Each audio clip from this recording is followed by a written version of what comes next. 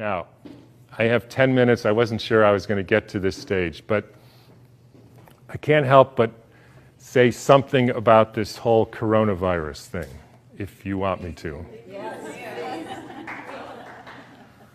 So, again, when you know Steiner, you have the answers to the test, but you have to then figure out the details. In 1918, after the biggest pandemic, the Spanish flu pandemic of 1918, Steiner was asked, what was this all about? And he said, well, viruses are simply excretions of a toxic cell. Viruses are pieces of DNA or RNA with a few other proteins. They bud out from the cell. They happen when the cell is poisoned. They are not the cause of anything.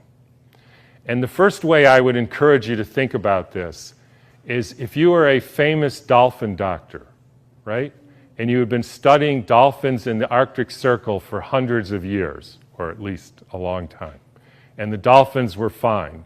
And then they call you up, Fred, all the dolphins, or a lot of the dolphins are dying in the Arctic Circle. Can you come and investigate?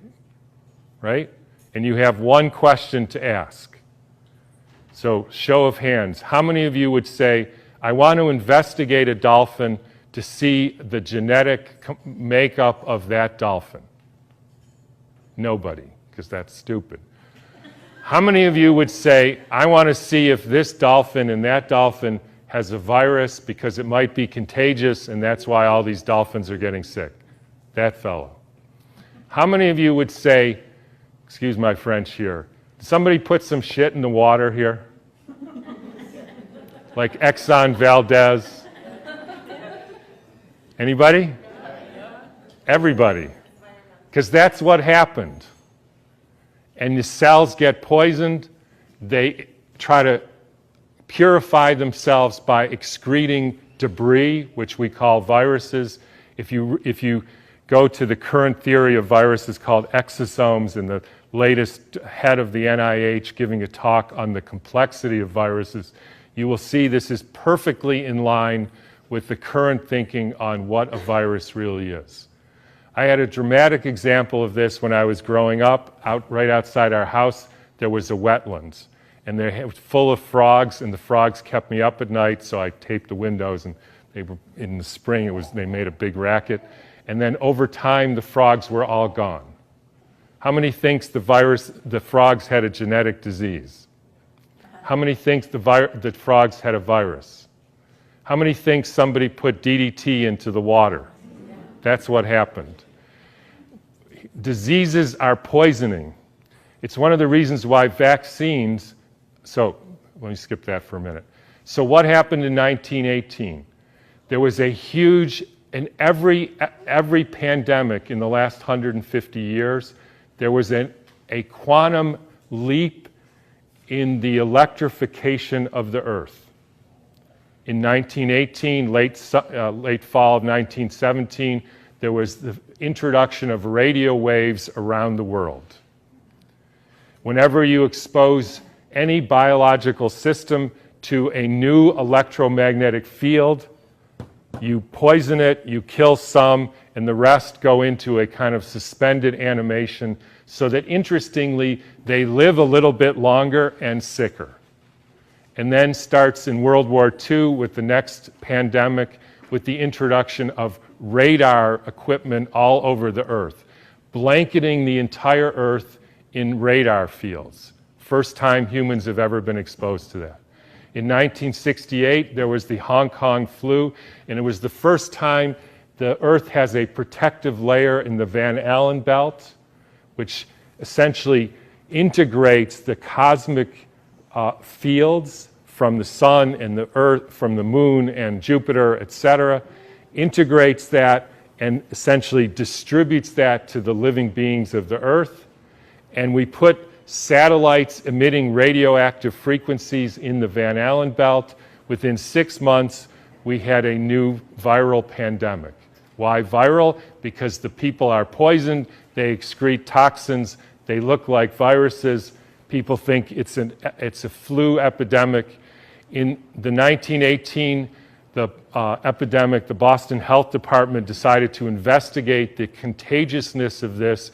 So they, believe it or not, took hundreds of people with the flu and they sucked the snot out of their nose and injected it into the healthy people who didn't have the flu, and not one time could they make the next person sick.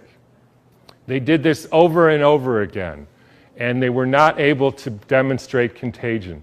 They even did it with horses who apparently got the Spanish flu, and they put bags over their head, and the horses sneezed in the bag, and they put the bag over the next horse, and not one horse got sick. You can read about this in a book called The Invisible Rainbow by Arthur Furstenberg, who chronicles all the steps in the electrification of the earth and how within 6 months there was a new flu pandemic all over the world. And when you hear the normal explanations, how did it go from Kansas to South Africa in 2 weeks? So the entire world got the symptoms at the same time, in spite of the fact that the mode of transportation was horseback and boats, and there's no explanation for it. They just say, we don't know how that happened. But when you think about it, with these radio waves and other frequencies that some of you have in your pocket and on your wrist, you can send a signal to Japan and it arrives instantaneously. So any of you who don't believe there is an electromagnetic field that communicates globally within seconds just is not paying attention to this. And I will only finish by pointing out that there has been a dramatic and quantum leap in the last 6 months with the electrification of the Earth.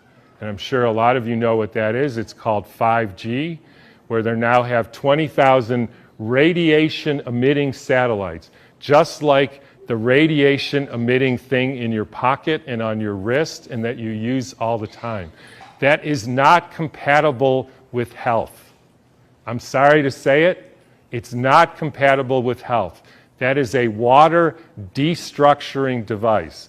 And for any of you who say, yeah, well, we're not electrical beings, we're just physical matter, then don't bother doing an EKG or an EEG or a nerve conduction test, because we are electrical beings and the chemicals are only the byproduct of those electrical impulses. And I'll finish with, anybody want to make one guess as to where the first completely blanketed 5G city in the world was? Exactly. So when you start thinking about this, we are in an existential crisis here, folks, the likes of which humankind has never seen. And I don't want to go all Old Testament prophet on you, but this is something that is unprecedented. The putting of 100,000 satellites in the very blanket of the Earth. And by the way, as I was going to say earlier, this actually has something to do with the vaccine question, and this got brought home to me because about a year ago or so, I had a patient who came in who was totally fine, a surfer and all, and then he works as an electrician putting in Wi-Fi systems for very wealthy people. Electricians have a very high mortality rate, but he was fine. And then he breaks his arm and he gets a metal plate put in his arm. 3 months later, he couldn't get out of bed and was total, heart irregularities, just total collapse. The susceptibility has to do with how much metal you have in your body, as well as the quality of the water in your cells. So if you start injecting aluminum in people, they become receptors for absorbing increased electromagnetic fields, and that is a perfect storm for the kind of deterioration of the species, which is what we're now experiencing. And I'm just going to finish with one more thing, which I like too, is a quote from Rudolf Steiner. And by the way, this was around 1917, so there was a different time. In times when there were no electrical currents, when the air was not swarming with electrical influences, we're talking 1917, it was easier to be human. For this reason, in order to be human at all today, it is necessary to expend much stronger spiritual capacities than was necessary a century ago.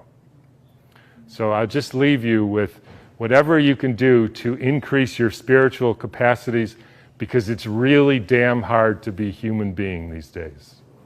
So thanks for listening.